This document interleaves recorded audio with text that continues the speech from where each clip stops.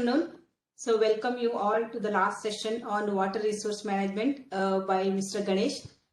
Ganesh is a serial entrepreneur in sustainability, clean tech space. He is currently the founder and CEO of FluxGen Technologies and visiting faculty at the Center for Continuing Education at the Indian Institute of Science, Bangalore. He has been with GE Energy, Selco Solar and Next First Technologies before embarking on an entrepreneurial journey. He is an alumnus of Indian Institute of Science and has done executive education in entrepreneurship at Haas School of Business at University of California at Berkeley. He enjoys long distance cycling tours. He regularly does national holiday cycle rides, which include Bangalore to Goa, Bangalore to Bangalore, Calicut to Kanyakumari, etc. India, as you know, is facing a severe water stress. FluxGen's sustainable water management product, AquaGen, is a IoT and AI-based water management system for industries that helps in measuring, monitoring, and reducing water usage. The system is running on the ground with 30 plus industrial customers that helps in monitoring and analyzing water consumption, water leakage, and excess water usage for food processing plants, manufacturing plants, and campuses. Installation of AquaGen aids in industries going water positive by reducing water wastage by up to 30% with a vision of saving 1 billion liters of water per day. I welcome you, sir. You can start the session. Thank you very much. Thanks a lot, Dr. Rajeshwari Hegde, ma'am. Indeed, it's a pleasure to be speaking at an event organized by BMS College of Engineering. I fondly remember visiting the college when my sister was a student in the college back in 97 to 2001. And then, of course, I went on to study in my engineering later in RV, and then I also remember interacting a lot with Dr. Ravi Shankar Dikshit sir, who was also alumnus of the two institutes that I studied, RV and ISC, and I once even was a visiting faculty at BMS College at one point of time. That was around 10 years back, though, when I actually left my job in GE and I came back to Bangalore. And I also fondly remember working with Professor Suresh from Civil Engineering Department on writing a paper together, working on a paper which we eventually presented at Berkeley. So a lot of good memories, and we have had many people working from BMS as interns and full-time people in our company. So I'm very, very glad to be here, and I look forward to work with some of you and some of the students. We would always like to have a continued engagement with one of the oldest college in India, BMS College of Engineering. So thanks again for that opportunity. I just wanted to mention about all the interaction that we had in the past. And a lot of work that I'm doing today is also to do with some of the learning that I've had over a period of time. And I should also tell you the picture that you all are seeing is something that is my imagination of how, whether it's a city or a town or a village should be. And this idea came into my mind when I was sitting with my bunch of my friends at the Institute of Science in our mess, thinking, what is that ideal world that we all want to live in? At that point of time, I realized that a world where everything is decentralized, so that we don't have to get everything from the central place, like we generate electricity in the same place, distribute electricity, consume water at the location, produce food at the same location, and whatever is services that we need to get, we can get from a community center. And this is the imagination that I had when I was, this was around 15 years back when I had the thought what would be. And looking at the mess that we are in today, on how we are so centered around cities, I feel it's not, I thought I should share this picture today. And this is how I believe that cities of future should be developed, that it should not be so concentric in one place, but distributed such that we have everything generated and utilized in the same. That's how I think we can be sustainable. But yes, that dream hopefully will take time, will happen in the future. If not, it takes time. So I'm here to share my thoughts on how sustainable water resource management, of course, using application of data science, IoT, and technologies like that can be done. So also the premise of this discussion is that you might wonder why should we use these technology and what has to do with this. So I believe whether it is in terms of retail, entertainment, or various other field that you think of, gaming, which all used to be very traditional, now utilizes IoT and data science to a large extent, and it has been able to make so much progress. And we are today able to get entertainment on screen in our own house using all this technology, right? Whether you use Amazon Stake or Google Chrome, or when you even in terms of getting things to our home in terms of retail. When water is such an important thing, why have we neglected that resource? Why are we not using these technologies to solve the problem of water and air that is so important to our life, and we use very prehistoric ways of managing water? So that's the premise of my discussion on how why using these technologies are really, really important today, and how we can do it. I mean, why should it be limited only to some of these systems? But I would say how it can be utilized to all. Right. So I'll also give you a brief overview of my presentation. The thing is, water in the context of cities. I want to first tell what are the challenges that cities are facing today in terms of water, and how that can be taken care to a large extent if we take corrective action today. And digital technologies, IoT, AI, blockchain, why, how these can play very important roles. Some on the problem statement, why digital technologies can be very effective, and how digital technologies can be applicable for water management. And the water management by itself is very huge. I mean, using the word water, I'll also try to derive water by itself, a subject, the water subject by itself is an ocean. It's too huge. So, would I be able to talk about everything? Perhaps not. So, I want to tell about something that consumes significant amount of water, that is industries. And industries are the one who also pollute, unlike the pollution that caused by humans, the pollution caused by industries are much higher. That's why I believe industrial water management is very, very important. And what are the risks that industries have in terms of water management? And I would also try to talk about how product development challenges that are have been faced in developing in the field. And then I would like to talk about a case study. Without a case study, all this discussion may not make any sense. I would like to share about a case study on how what we have been able to do and how we have been able to use these technologies to solve this problem. So yeah, let me start with the context of water in cities. So this is a picture from the newspaper The Hindu, and it shows that there are people trying to get water from this tanker. So my question to all of you is, why is the situation we are having today? Why are we not getting water where we want? So there are various reasons. I mean, and also if this villages is there, why should it actually be waiting for a tanker than actually using a borewell in that location? Why are they not able to utilize these things? So the answer is not very straightforward, but I'll tell you some reasons why today people are not able to get water at all places. One reason is BWSSB has its own reach. It is not, it cannot be able to give water everywhere in the city, especially in the peri-urban region.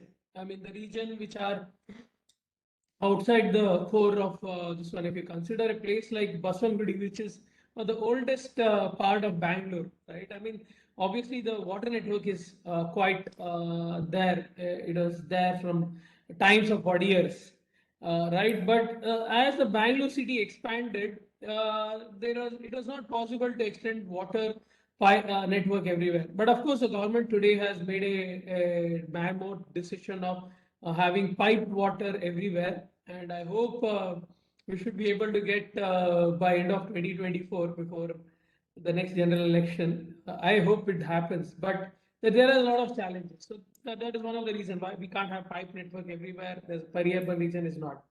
So now the next question is, aren't these people be able to get water from groundwater aquifers? So I should also tell you, Bangalore is one among those regions, along with other 21 Indian cities, whose groundwater levels have actually run up. So what it means there's no, I mean, this is the report given by NITI Aayog that groundwater levels in 21 Indian cities would be running out very shortly. And Bangalore is one among this place where we have seen that groundwater level have actually gone very low. I mean, so now people actually, I mean, I'll also have to tell you that when I was a kid, I mean, I grew up in Hanman Nagar back in 1980s. And then I remember there was the wells were hardly 10 or 50 feet, and we used to see the water from the well. By the time I went to school, primary school, and things like that, I saw that well slowly drying out. I'm talking in the early 90s. The water was drying out. So my father got a tank at home. I mean, because we were not getting water every day. Right? Of course, we shifted to BTM layout. We got a tank at home. So the water, since there are many people coming in the cities, in this part of the city, the water was not able to fill completely to the complete tank from all this the BWSS tank. So my father had to get a another tank so that you actually have to get that water filled in two things, and it was infrequent. And he also got a, by the time I went to high school, we also got a sump at home. So the water was actually going to the sump, and then the water would fill into the tank. So by the time I went to college, so we had this multiple tank, and then we also recently I've also been seeing that we are able to get water from tankers. So what is happening is rapid urbanization has also made it difficult to supply water to everybody. So today we are also sometimes get water from tankers, and in people who stay in apartments know it most. So you get tankers. So the problem in the city context of cities is that we are unable to deliver water everywhere, and the groundwater is going off. And because now the groundwater goes to 1,000 feet, that water quality is also not reliable for drinking. You have to have a softener. So softener is something that is used to reduce the turbidity of the water. So, so it's also another thing is industries consume 50% of water meant for human use in many places, right? So this means that if you are co-located near a industry which is using a lot of water, that amount of water is going groundwater is going to industries. So all this urbanization and industrialization has made it very difficult to get water from all. And so today, even the people in the peri-urban region, especially the poor people, actually pay the highest price for water. So it's an unfortunate irony that they have to, for a bucket of water, they have to stand in a queue, and many times this water doesn't go. So that's the overall context of water. But there are some good news also that government has made it mandatory that all groundwater extraction should be monitored, and you have to pay for it, especially for industries. So now industries and commercial facilities can't take extraordinary amount of water because today that water is monitored. Any water consumption has to be monitored. And I'm happy to say that we have been helping many industries to reduce their water consumption in that regard.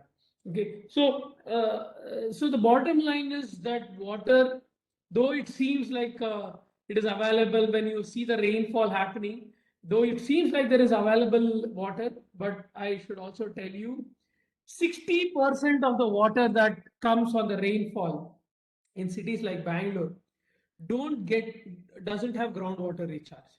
The reason is because there is a tar road and a lot of cement roads, that water actually sweeps into your drainage. So 60% of the rainfall that falls in a city like Bangalore goes to the drainage. Because we don't have enough for trees and plants, Bangalore used to be a city of trees and used to be AC city, but so today because we don't have enough trees, it's all tar road that water goes into the BWSSP drainage. So that's another reason that we are not having enough water. So there are multiple reasons. As I said, I have only shared some of them. And another problem, I mean, it's very depressing to know all these things because you'll only feel that next generation will not have enough water. But if we take action, the next generation might have water. If not, everybody is going to move out of Bangalore anyway. So other thing is the water utilized by industries, if it is not treated well, that will again go into the groundwater, and that water will be consumed by the people who are consuming groundwater. So, I mean, the aquifers. So that's why we all actually get water from various bottles and things like that. So I think today it's very important that we take a stand about water, which is very fundamental to our this one. Okay, coming to the next part. So now that I've set the context of the problem of water, now I want to tell you that we are talking about digital technologies. Digital technologies for entertainment, I told you, digital technologies for financial systems, digital technologies for booking a cab. We are using digital technologies for currency. We are using, but why is it not fully utilized in some of these things? I'll also tell you a bit about even in terms of digital technology, what are the various components. One, as you know, is IoT. IoT is where you're trying to capture the information and get some alert levels on it. So next is that data secured? So I would say then probably you should use something like a distributed ledger technology, that is blockchain, to ensure blockchain is one of the distributed ledger technologies, not the only, to ensure that you can get the data. I'm not saying all the data should come on a distributed ledger, and blockchain is definitely not feasible, especially on a public ledger, because it is going to consume a lot of energy. So I'm not suggesting that, but I'm just telling what are these technologies doing. So you are able to get the data through transmitted through a secure communication, or is it like distributed ledger? And crypto assets, especially if you think that the data is sensitive, you would use crypto assets. And then if you want to take any action out of it, we would use artificial intelligence. So what I'm trying to say is these are the technology that has evolved, and many of you are actually working on using this technology. So now let me tell you how we can use digital technologies like IoT, AI, and distributed ledger, blockchain can be utilized. Like if you consider this as a water network that you are seeing here, it is said that 50% of water, it was actually, at least in India, 50 to 40% of water in cities are unaccounted. So what do you mean by unaccounted? So that amount of water is not built. Why? Because there is leakage, there's a wastage, and nobody knows where that water is going. So now, when I tell you that these technologies already exist, IoT and data science, or even if you consider distributed ledger, why are we not applying? So I believe if you don't measure, you can't manage. Because our water networks are not properly monitored, today we are having up to 40% of this unaccounted. So in technical terms, it's called non-revenue water. So that means that amount of water, there is no revenue generated for BWSSB or various other, in Chennai, it's called metro water. So you're not able to get that amount of water built. So that means you are paying money for water that you are not consuming. I mean, obviously, 50% of water is not accounted. Somebody should be paying for that water, right? Because it is coming from, whether it is in Karnataka, it is in Bangalore, it is coming from river Kaveri. So if you are getting, say, 1 billion liter of water from river Kaveri, I think you are getting around 900 million liter, MND, million liters per day, and 50% of it is lost, say, it is lost and only 450 million liter of water is being utilized. That means remaining 450 million liters of water, you are still paying for it, right? Especially industries and other people. So why are we even? I think when we are having shortage of water and people are standing in queue, why are we wasting that water? So that's why it is very important that we use digital technology to at least measure, monitor, and take corrective action for the entire water chain, especially where it matters the most. I mean, especially at the source and distribution network, underground pipes. So today, of course, BWS has improved its water efficiency in last couple of years, but there is still a lot of scope for monitoring. Now, how does blockchain and AI can play a role? So if you are using a distributed ledger, probably you can actually ensure that there is no tampering of this data and it actually comes to the authorities and it cannot be there's no reason why this big data should be lost, right? And then how do we utilize artificial intelligence? So I would say artificial intelligence can be utilized to identify if there's a, so using this data consumption pattern, you can actually find out if there's a leakage, wastage, or excessive usage of water, right? So using the water pressure data, if there is a pressure sensors put in a huge underground pipe, that much amount of water can be, we can see the gradient in water, and using this pressure sensor, and you should be able to find out if there's any leakage. So, and I also believe that water is also wasted in individual facilities and other places. So there is huge amount of opportunity for reducing water consumption at the downstream level, at industries and at the academic institution facilities.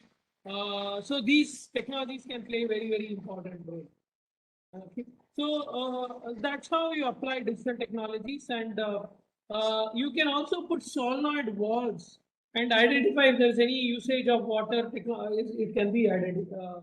It can be shut down, that water flow. So that is, I'm talking in terms of water flow. The water quality is another very important factor. If the quality of water that we are consuming is not suitable, if the this one is EDS level is high, if there's a contamination in water, there's arsenic in it water or sulfur content, it's not good for consumption. So it is very important that we monitor the water quality at all different value chain of water. So that is something that I want to emphasize in this discussion. Sorry, there is. I hope I'm audible. There is some. I mean, we are having rainfall here, and the volume is getting affected. Am I audible?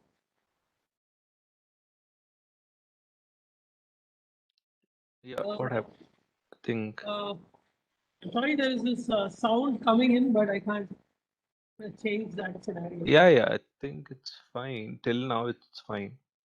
Okay. So now let me move to the next part of the thing.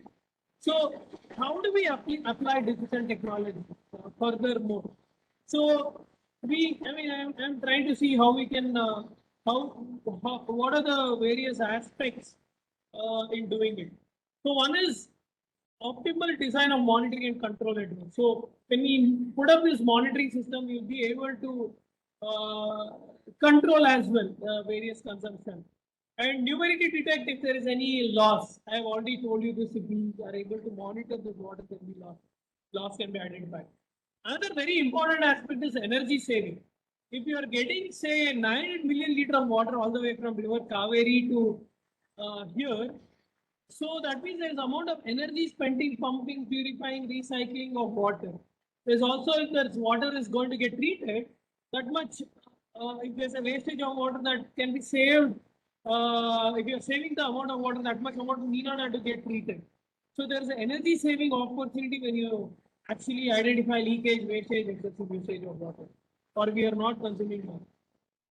And you can also, when you are doing this, using this technology, you can also have a contingency plan. If there is some water pipe burst, then how do we ensure that water is still delivered to a water network, right? So definition, so you can set up that network. And using consumption pattern, we can even do forecasting of water consumption. I mean, how much water would it be required? Consider the fact that there is a festival tomorrow, especially if you are considering a in different region of Bangalore, you would know, you would have a demographic understanding of how many would celebrate a Hindu festival, how many would celebrate a Muslim festival, and how water consumption and water pattern can be forecasted, and how do we ensure that water is there. And eventually, you have to expand the water. If there's no more locality that is coming in that location, you would be able to come up with the right planning of water resource using this technology. And of course, the active asset management program, you can actually come up with a way to reduce consumption in individual households by using the data. They can give prescriptive alerts can be given, especially to large consumers of water. They can actually understand that they can reduce, there is a huge opportunity to reduce water consumption, right? So let me move to the next slide. So now industrial water consumption by itself is a huge opportunity to reduce consumption, because I know one of the paper and pulp industry which consumes nearly 2 million liters of water. When you are talking about 2 million liters of water, it's nearly 2% of the water consumed by whole of Bangalore by that industry. So if industries cut down on water consumption, that much amount of water is available for cities. And on top of that, industries are also producing effluents. So there is huge opportunity if we actually reduce this effluent by actually properly managing this water, right? So I should also tell you that industries have a strategic, operational, and regulatory and reputational risk associated. I have put in across agriculture, chemicals, construction. These are some very big industries which are huge consumers of water, and we have divided. There are various levels of risk associated in terms of water. There's a baseline water stress, that is, actually there's no water, that is a baseline water stress. Depletion is as it continuously depletes, and how would it affect? So whether there's a interannual variability, if it is a seasonal variation of water, how would it affect each industry? Right, seasonal variability, and seasonal is more detailed about summer not having enough water. So, and groundwater table, and some industries are so dependent on groundwater that will have especially food and beverage. So these are some of the industries. River flood, of course, in cities where there is a river and if there's a water coming out, how it will affect. Coastal, especially cities near coastal level water flood, water is has a adverse effect on industries. When there is a flood, your effluent get mixed with the flood, and that will lead to sweep interception points. So during that time, industries have to shut down their facility when there is a flood.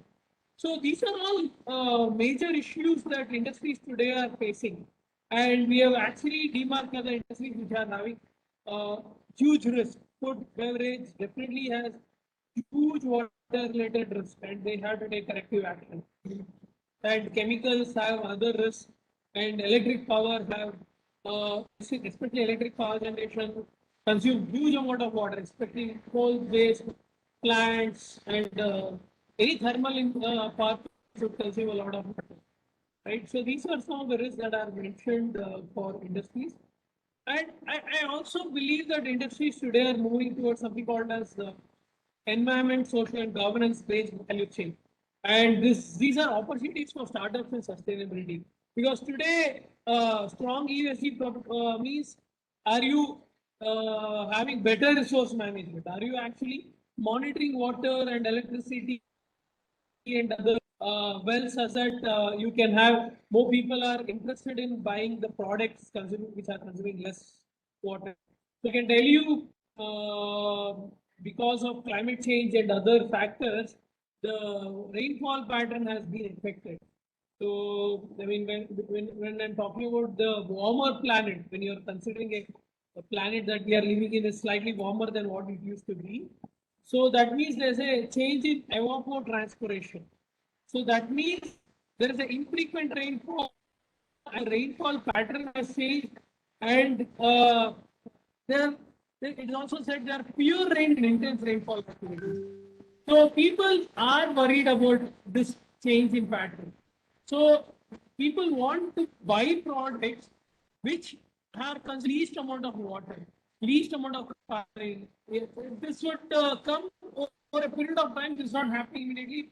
So the ESG is basically environment, social governance, where they are trying to tell that how industry can optimize on using water consumption, so that they will be able to ensure there is least amount of water consumed to make produce. So even water consumption reduction will also reduce cost to the industry. And regulatory and legal framework is catching up, so people can't now use water. And it also leads to higher productivity. They are consuming boost employee motivation if they are actually reducing water consumption. Everybody wants to be in a place where the consumption of water is less. So investment and optimization happens because of better ESG standards. So let me now come to a rather more interesting part of this discussion. What are the product development and challenges in the field of water management? So how we can implement such a system and what we have gone through in implementing such system. Now I've given you the basic framework on how industries today or facilities today embrace on digital technology to ensure there is a better water management, better water governance, and sustainable water management. Right. So let me take through what we ended up developing. So what we developed was something called energy and water management. So what we believed is, let us monitor water and energy in all the parts of the value chain using a wireless sensor network. When we do this, we should be able to understand where there is excessive usage of water, if there is a leakage or wastage of water.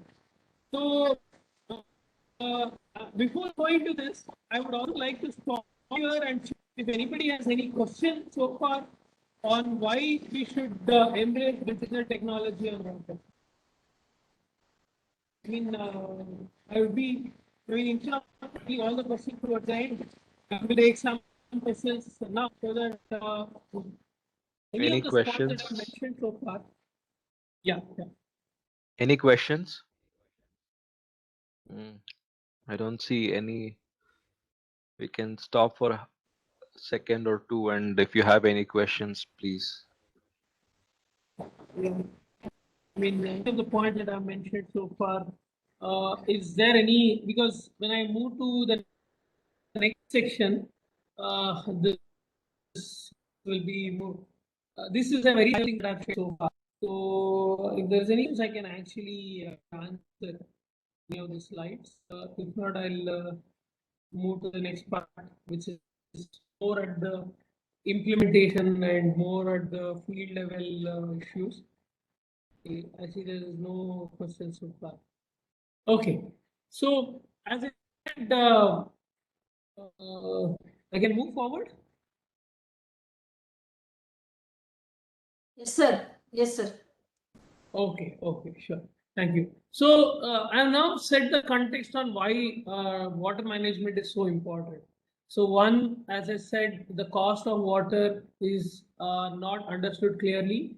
There's today the cost of not, I mean, the price paid today is by the people who don't get water because of lavish use of water. Some of them are not getting. So that's one end of it.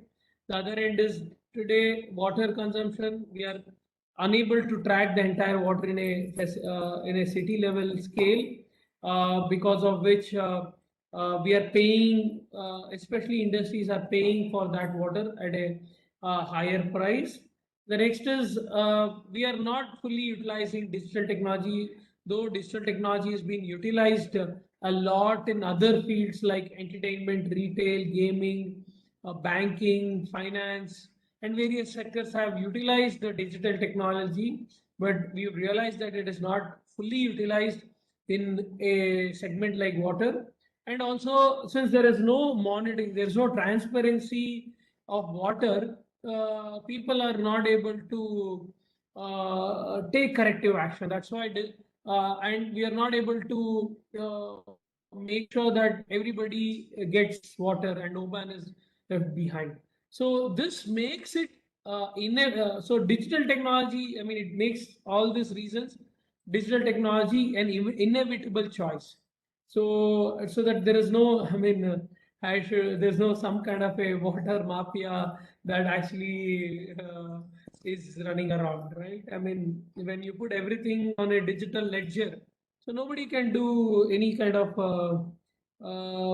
unaccounted things, right? I'm trying to use a more politically better word, that unaccountability. I mean, we are trying to bring accountability to every drop of water. We always thought that cost of water is not much, that's why we shouldn't do all this technology. But today, unavailability of water is affecting us more. And also the fact, another point that I mentioned is that it's just not only the quantity of water, the quality of water is also important. So whatever water that goes in either comes out as food or as poison. Whatever water goes to the ground either comes as food, that is consumption, or as poison. So we should be cognizant about that we are not consuming any poisons, or that's why quality of water quality drink is equally important. And especially today, many children are getting affected because of poor quality of. Okay, I heard something. There's some problem with my network. Am I audible? Yeah, fine. Okay. Yeah. Only So few slides were smudged, but everything, audio is fine. okay. Yeah. The previous slide was a little smudged. Okay. Maybe if you can, yeah, little. The previous one was the table. Oh, this one. Yeah, Okay. this one. Yeah. Else, all other things are fine. Okay. So now, as I said, that all these things, and also there's a huge pressure on industries to ensure that poison is not put into the groundwater. So that's ESG and other things are making sure. So not to terrify enough you that we are consuming any this one, but it's very important that our children, next generation, have enough water. And the quality of water can affect in various ways. It comes out in terms of food or in our consumption. So all this context, now that I've set the context that why digital technology is important, so they're bringing transparency and clarity to water. It's very unfortunate that, to say that, because water is supposed to be transparent and clear. And now I'm telling you, we have to bring that overall in the value chain through this communication technology or information technology, ICT or IoT that you would call, right? So that's the, I've set the context on why all this monitoring is required, especially with these things. Now I'm coming to the solution part of my whole presentation. All this time was I was trying to tell the problems of thing and untapped opportunity in using digital technology. So we thought, how about actually putting this energy and water manager for all the water infrastructure. So why energy? Because we don't, if you measure energy, and you would also be able to understand that most of the cost of water that we pay, I mean, any water price that we pay for water is mainly about the amount of energy utilized to pump, purify, and this one. So energy and water goes hand in hand. He said that 8% of energy generated around the world is some other way utilized in moving water. So that way energy and water are interconnected. So what we thought was, how about do IoT-based energy and water management system? So we came up with this idea that we monitor water energy at all places and generate these kinds of insight that is measured. Can we actually use cloud-based technology for remote access? data analysis of identify potential losses in usage, report generation, mobile application notifying individual users or internet, customized graphical user interface for the end users. So these are some of the points that we actually came up with. And what we did was we developed a prototype of it. So what we did was we made a apartment kind of house and tried to monitor water flow and water level, energy consumed in this building. So this was very helpful to show how this system would work to people who are in our thing in our network. So what we did was we also conducted we exhibited in various events, and then we started showing this solution to a lot of people. So what happened after this was people realized the importance of how you could use IoT and data science to monitor water and energy. And we one of them was this Titan Jewelry Division. It's a Tata company. I mean, it's sold as Tanishq. I'm sure people who've been buying jewelry would know Tanishq. So what they told us is we've been consuming a significant amount of water, and it's just increasing over a period of time. So we wanted to know how we can reduce water consumption. On top of that, they were also doing zero liquid discharge. So they wanted to know how do we ensure that we can have predictive maintenance of our water treatment plant, right? And how do we ensure that water is we can take predictive analytics on this water systems. So what we did was, all right, I mean, we understand your problem. So let us visit your facility. Let us understand what problem are you facing, right? So we went to this facility. As I told you, it is Titan Jewelry Division, sold as Tarnish. So we realized that many times there is to be overflow of water in that facility. So they would not know when the overflow happens, but that much amount of water gets wasted in the facility. So this was a very big concern for that facility, and they wanted to see can we actually identify this even before it happens, right? And I asked them, what are you doing today? How are you ensuring water is tracked? So they said, we are using a hand ledger book where we are taking water data and we are noting it down, initial value of the day, final value, and try to compare the total consumption, total quantity of water consumed. So what they were doing is they were actually running around the entire facility taking this reading. So this also means that human resources utilized to do what in terms of water consumption management, they are trying to do it in a very manual way. So this was also not, since they were taking data only twice a day, they were not able to get water consumption pattern. So since they were not able to get water consumption pattern, they were not able to take corrective action. So they would only know the cumulative water consumption, but not when was this water consumption maximum. Was there any kind of leakage, wastage, excessive usage of water was not possible. So what we started doing was we thought, how about put our IoT-based devices in multiple locations in this facility. So these were the places that we went. As you can see, our team is trying to install this water digital water monitoring. So we were able to monitor water at different places in this facility. As you can see, all the pipe. We were able to set up this wireless sensor network. We're able to put different kinds of water flow meter. One is a what is called as a turbine based water flow meter, ultrasonic water flow meter, electromagnetic water flow meter, electromechanical water flow meter. So various kinds of water flow meter we identified. For each process, different kinds of water flow meters are required. So we were able to identify these flow meters for different facility. We also put in some places that there's a water flow meter and they were not able to give us electricity in all places. So what we did was we put up this IoT based system powered by solar to ensure this the entire electricity required for this is coming from solar. And we put up this solar powered IoT based system in this facility. And we developed this kind of a dashboard to monitor the water consumption in the entire facility. So what we did was we got wireless sensor network implemented, and we put up consumption points at borewell, jewelry main, PED, admin block, shower, showroom. So all this various location we were able to put in a is a very big facility, right? And we're able to put across maybe around 50 acres of this facility. We were able to put this sensors. So what happened was we were able to track water consumption every 2 minutes.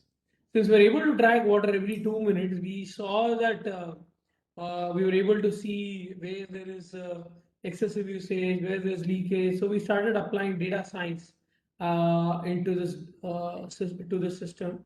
The data science was able to help us understand if there is leakage, wastage, excessive usage of water. So we developed the dashboard that would help in identifying, making sure there is enough water water being at least analyzed. The visualization also helped this industry to know if there's any excessive usage or even overflow of water. So the right side, of course, is a fire hydrant. It is statutory thing for all industries to have a fire hydrant some, so if there's any fire accident, have enough water for extinguishing. So we are able to monitor that level. It has to be always more than 80%. We were able to do this, and so OST we were able to put all the data into it, and the domestic sump would help in understanding how much is the water level in these things. Okay, so we also put a complete value chain for water. Where is the water coming from? Which borewell is the water coming from? Is it coming from borewell inside the facility or outside? And today, government has made it mandatory that all groundwater extraction has to be monitored. So you're able to understand how much is the water, and also we were able to know how much is the level in individual places, all these places. And we will also know if how much water is required for production. Do they have enough water for production? So like this, we were able to build a water value chain for this industry. And not just that. So we were able to understand where there's leakage, wastage, excessive usage. So in some cases, in many industries, what is done is they use visual inspection to find out leakage, wastage, excessive usage of water. So they will send people every now and then to different parts of the facility, seeing if, yes, visually they can see some water being leaked, or whether the water being excessively utilized, or how much water is going to each place. If they can themselves see if more water is being consumed in a given location, right? So when we developed this dashboard, we were using the time series data to understand if historically if that water consumption has increased or reduced, right? And this kind of dashboard help them understand exactly where there is excessive usage of water, and what could be done and how would they do it. So this helped the industry to reduce, so check where there is this, there's a benchmark consumption for each processes in industries. So they were able to understand where that benchmark is high, where the consumption is high more than the benchmark. And we were able to send this alert, which was taken, corrective actions were taken. Not only that, we even came up with the right username, password for people to download these reports. So the reporting was also done using this software, right? And the people could get these kind of reports that would eventually, both for their internal and external audit, they were able to take action in the industry. So, because they have to, the reporting is basically a internal audit in terms of if internally they have taken some corrective action. If those corrective action has led to some results, so that is something that this report would generate. And external audit, it's because they have to do environmental filing to Pollution Control Board, to CGWA, to Jal Shakti Ministry at large. So again, this thing would help. So we were able to make this software for them in this regard. So before I go further, I would like to hear if there is any questions so far on this deployment, so that I can answer those questions. Any questions? Any questions?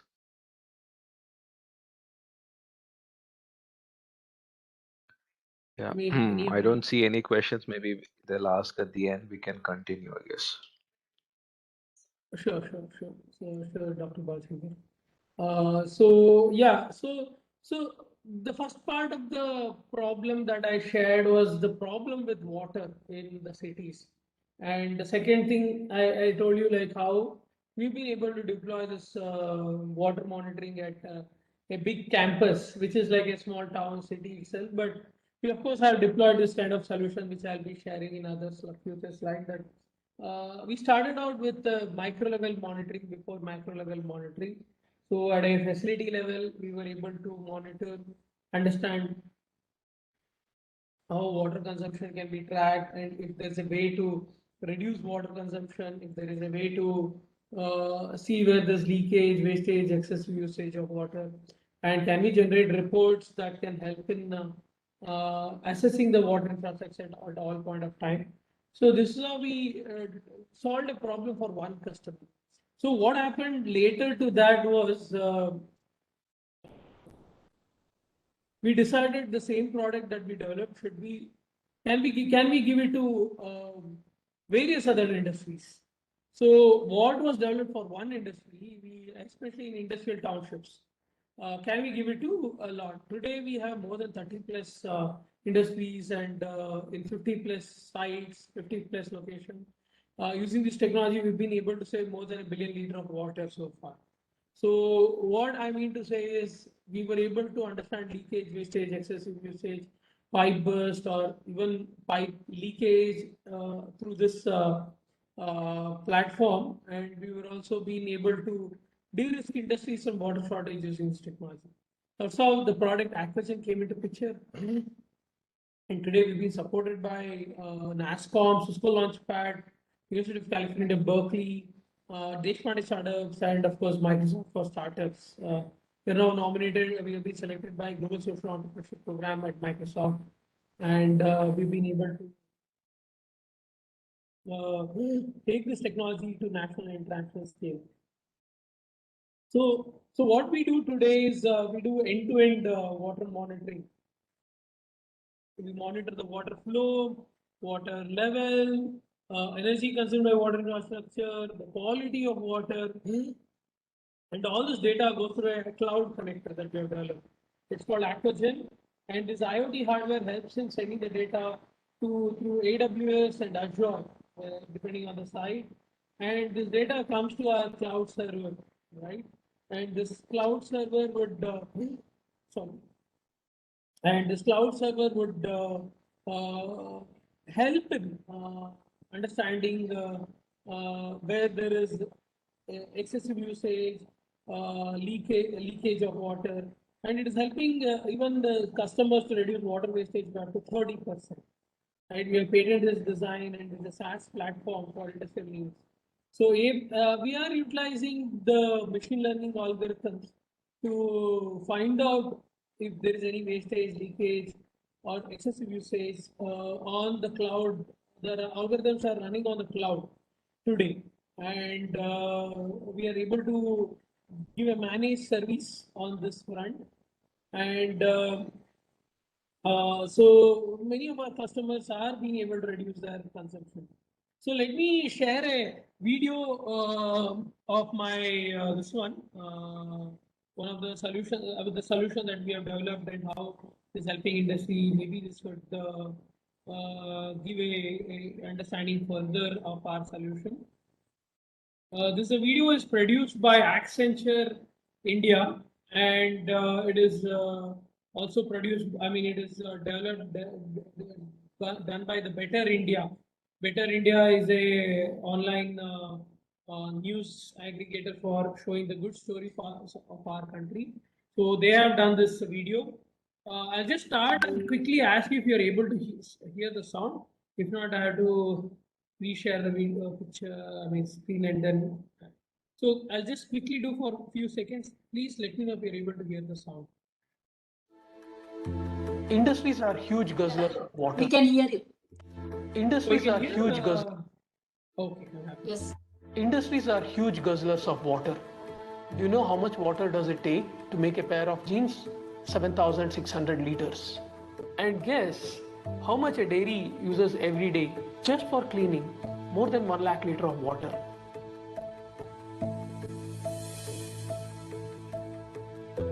By 2040, most of the countries would not have enough water for their basic needs. The only way to stop this is to become water positive, especially by industries. Being water positive means to reduce wastage and leakage, recycle most of the water, and use methods like rainwater harvesting to meet the rest of the water requirements. As a consumer depending on these industries, our indirect water footprint is much larger than the water we directly consume on a daily basis. What if industries could minimize their water consumption? What if a dairy used only 45,000 liters instead of 90,000 a day? If 20 dairies did the same, they would be able to save water the size of a lake every year. This is exactly what FluxGen helps industries do.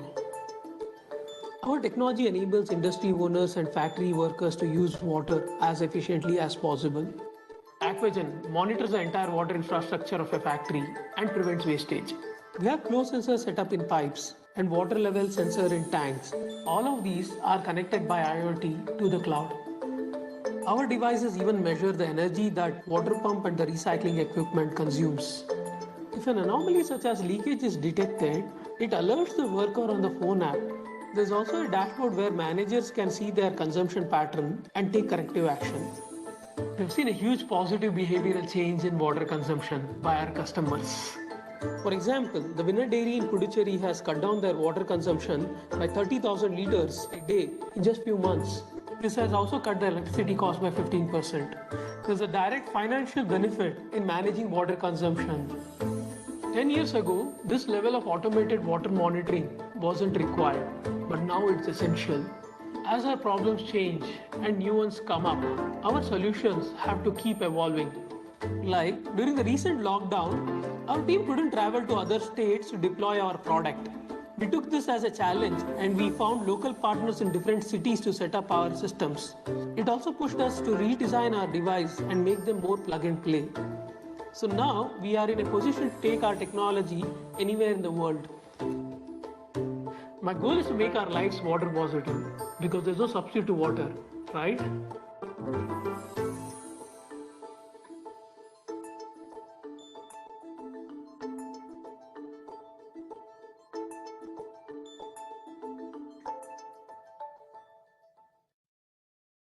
So this is the, as you could see in the video, we've been able to solve it for industries and we are looking at cities at large.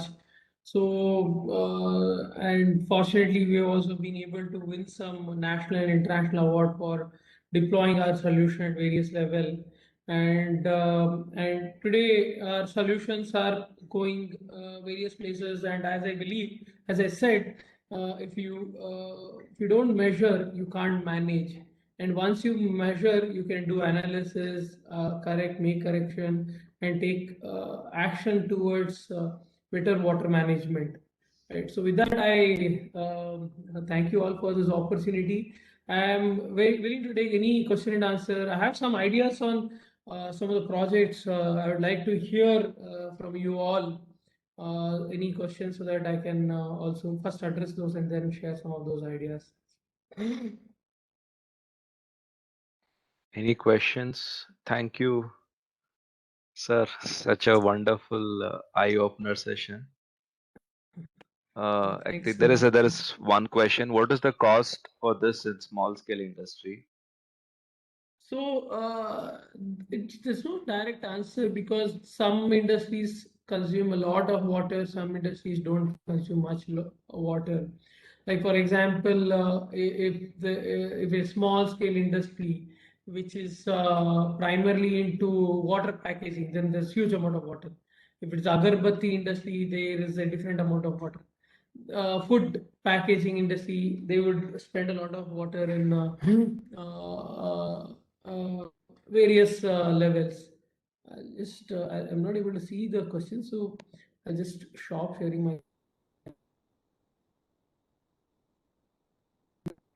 So the cost of the solution depends on our site survey. When we visit the facility, how much amount of water are they consuming? Are they consuming 1,000 liter, 10,000, 1 lakh liter of water, 10 lakhs? So some different industries consume different amount of water. Based on that, we should be able to come back with the price.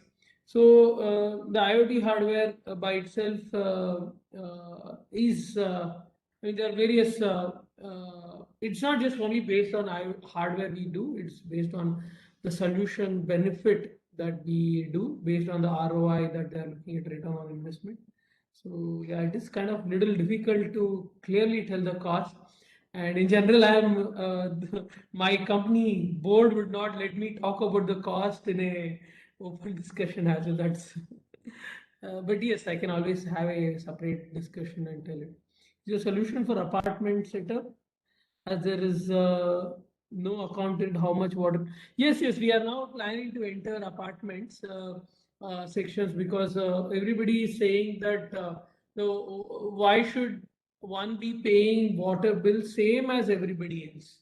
Because see, I mean, if a facility is small, I mean, if one is having a small especially they say dual in people, both of husband and wife are working in office and they are not spending water at all, but there are people. So it is not fair to charge same water bill to everybody in the apartment, same based on the size of their apartment. Yes, we do consider water monitoring in apartment coming up. So I'll be, we are entering, but we are not done. Happy, please, you can reach out to me. If at all you need any this one, I am available at Ganesh. And I'm just texting my email ID. So happy to see if there is what could be done. But yes, it is very important today. Everybody's water footprint is monitored. If not, if there's a water going in the sink and you're not paying for it, and some water is being flowing in the sink of your neighbor and you're not paying for, you're paying for it, which is not fair. So, and the consumption of water is also increasing. What can be done to reverse water bodies as well as near the zero as we are nearing? Yeah. So yes, there is a very important question you asked, Madam. The thing is that what can we do for the rivers and river bodies? So I should tell you, it's also very difficult. One thing is we have to monitor the water level regularly and understand how is this level changing over a period of time, and ensure that we all have right information about water so that we can forecast the consumption and know if we have enough water in these lakes and rivers, right? And if that thing was there for over a period of time, we would not be facing today this problem. Bangalore used to have more than 300 lakes. I don't know how many of you are born in 70s or 60s, or at least 80s. So I am born in 80s and I was being told, my father tells me that there are 300 lakes. And water for Bangalore used to come from a lake called Kembambudi. I don't know if any of you know Kempambudi. So Kempambudi today is our, I think, either Majestic or this one, KR Market, right? So Majestic used to be, I think, Kempambudi Lake. So now you know Kempambudi Lake doesn't exist. We have this one. If we had actually kept water level monitoring all through, then that would tell how is the water getting depleted. And then, of course, the Bangalore started getting water from Tipkonhalli. But now that also was not able to sufficiently give water to Bangalore.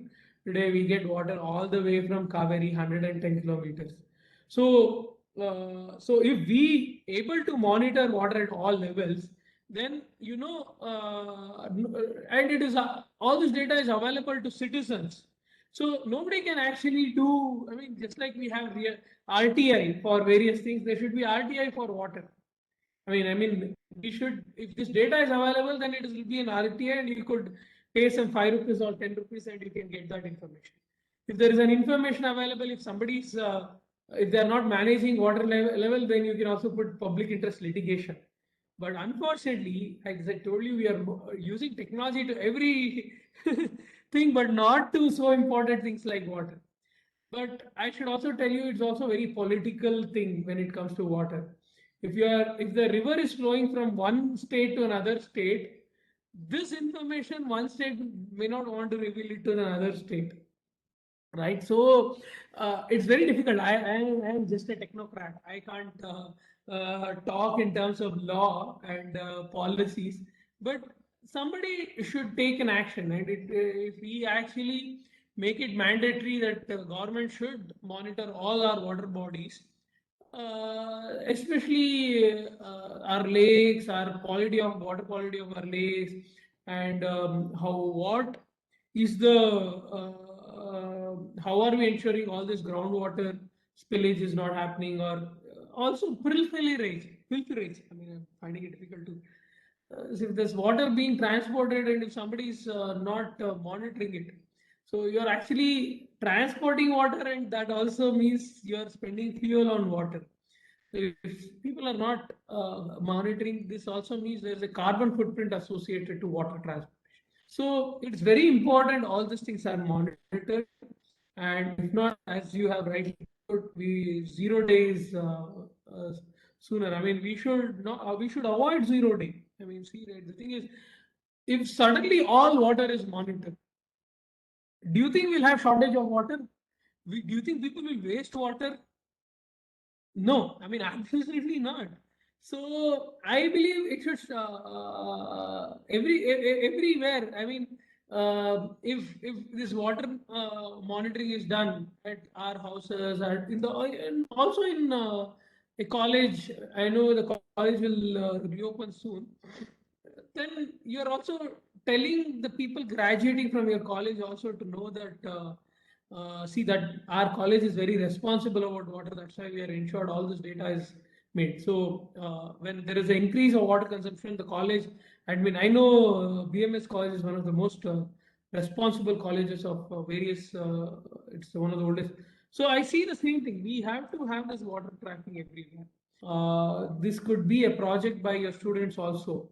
And the students can actually consider how the whole college water is monitored, and I'll be happy to guide some of your students as well on doing this project. I mean, I'm not asking them to use our solution; they can do it on their own. And some of the things that we have developed, I'll also be able to help them out and give them some guidance also. So I believe water today has to be monitored at various level, and and also today, if you want to monitor these things, some of these things work on battery-based solution, or you can, if solar is used in your calculator, you could use solar even in all this monitoring points. So yeah, I really think it can be done at rivers, water bodies. Happy to discuss further on this. If there's any question, happy to answer. Any other questions? I think most of the questions are answered, and as you tell, most of us do not actually think about this still. Like even if we have seen a country like South Africa also had to suffer so much because of water shortage, poor management, and all those things.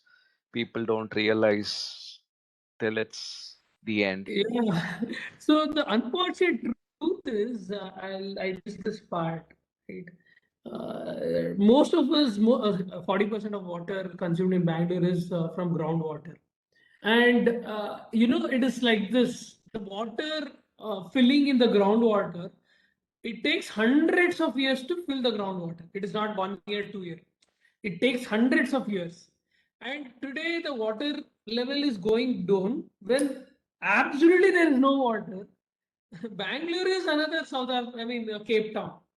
And imagine if it happens once, you get alerted. But when there is no, water took hundreds of years, and we've used it in to tens years, suddenly there will be, it's like a bifurcation point. If I have to talk in a very mathematician's language, it is like sudden from where there is water available, it is coming down, but still there is water. Slowly it's coming down. When it reaches this level, there is no water. Suddenly, the water tankers will be competing for space on the road with for your BMTC bus. So how would it be if you are stuck in a traffic, not because of a BMTC bus, because of a water tanker in all through the road? So now you're seeing how transportation sector is affected because of water unavailability. So in India, everything is a system level thing. Everything is interconnected. If there is and now I told you, right, if the poor quality of water is delivered through this tanker, I'm not saying everybody is poor, delivering poor. The poor quality of water is delivered, and that water has contaminants, whether it's carcinogenic or it is sulfur or some arsenic content is high. Imagine the consume, and it is not treated well in the apartment or that facility. You are not having the right softener. So you are actually have to build a bigger healthcare setup. Like you have to have more hospitals, because most of these problems are coming from water. So the problem today is we spend a lot on Netflix, we spend a lot on all this entertainment, malls and everything, and people are spending in every other thing. But this water, which is going to eventually cause a traffic jam, which is going to cause more cancer and more this one, we just left somebody else to solve this problem. And it is very, very important. I'm sorry if it has hurt some of you that I'm telling all the depressing stuff about water, but it is my duty to communicate that these are the problems our next generation is going to face. So we have, that's why I think some of our children should take up career in politics. We should not stop them, because if these problems are not solved, it can be, it leads to catastrophic level. So it's very, very important. Even the research institutes like BMS College of Engineering, one of the oldest or most reputed college, we should spend more time on solving problems on water and associated problems in water, so that at least if we progress the research in this area, there's more startups coming out of these classrooms of yours, who students would be solving. Not, they don't build one more Netflix, they would build one more sustainability related product. They would not be building another Amazon or another. So everybody is talking about how do you build a product that makes more money, but nobody's talking about how do you ensure that there's lesser number of hospitals because of solving the problem at this level. So yes, you have put it right. What about the slum? See, they don't get, they are already it's very sorry to say that people in Islam are already consuming very bad quality of water. So imagine, the thing is, poor people always pay the highest price because they are consuming bad water. They don't have healthcare infrastructure. It is like this: if I am poor, I'll not go to dentist because I don't have money. No, if I'm poor, I don't go. Sorry, that's not. If I'm poor, I don't use toothpaste. So what will happen is my teeth will fall down and I'll have problems. So I end up more money going to the dentist and eventually spend. So the same thing happens for people who are in a very slum or below economic this one. They don't get good quality water because water is not treated, and they end up consuming that, and they never ever come to the strata of I mean, people who have access to. Today, I can afford to get a water bottle that would have good quality water, and I ensure my son also has a good quality. But think of people who can't afford.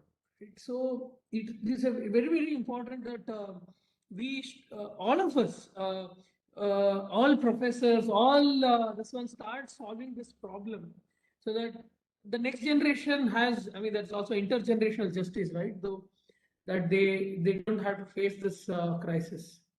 I'm sorry if I went a little outside the technical realms of the discussion, but I just sometimes feel very sad that we are going through a very bad phase of this water crisis. So can you suggest how to design revenue models for solving water problem? So what is the revenue model? So one is ensuring that if you are staying in an apartment or any of these things, you don't let, there should be some kind of a apartment level decision that how you could ensure that water has to be conserved, right? I mean, because if you're taking groundwater and your apartment might have enough money to put another borewell, but that borewell will go to 1,000. So first and foremost is like you have to have a strategy of the water consumption has to reduce, and there should be a price difference for people who are consuming water more than certain limit. It should not be an apartment should not be pricing the water for same price to everybody. If they are consuming water less than the allotted amount of water, they should be paying less amount of price. If they are consuming more than the allotted, the price should double. So then people will fear, oh, if I'm consuming more than this limit, then I'll have to pay double the price. So it has to come in this kind of a policy within this gated communities, such that we come up with a strategy that people start looking at it. Okay, if I consume, say, 500 liters water per week, I'll pay less water bill. If I pay more, that I have to pay more. So when people start realizing that there is a knob, if I save money for consuming less, they'll start doing many other things, right? They will start putting aerator in their knobs. So that is one thing. And unfortunately, a lot of water is state controlled, or like I mean, say government controlled. So we have to push policies on how the water pricing has to be done, such that we don't because as I showed slide, right, the price for water in tanker is very high, and the poor people have to pay more. So we have to ensure that water should be priced based on your income, right? If a rich person should not be paying same water price for that. I mean, obviously, water is a birthright, right? But if somebody is above the price, I mean, because they're earning more money, they should definitely be charged more. I mean, that's my personal opinion. So it is when you talk about revenue model, it all goes back to policy.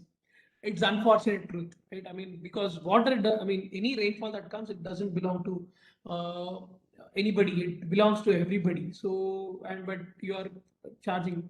So I'm sorry, it is very difficult to charge talk on the pricing model, but it is possible. And in apartment level, you can come up with a pricing model on a revenue model for how water is consumed. So if 100 apartments do a strategy to reduce water consumption by coming with some innovative ways, then I'm sure the availability of the water usage will reduce, and industries already pollution control board are doing something, but there is also a lot of other. So yeah, so I'm sorry I can't exactly answer your question because water by itself is a state subject.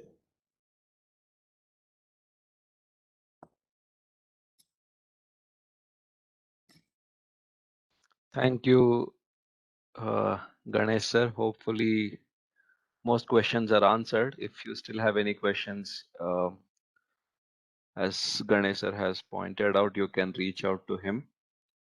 Yeah. Please feel free to have shared my email ID, ganesh@cleantech.com.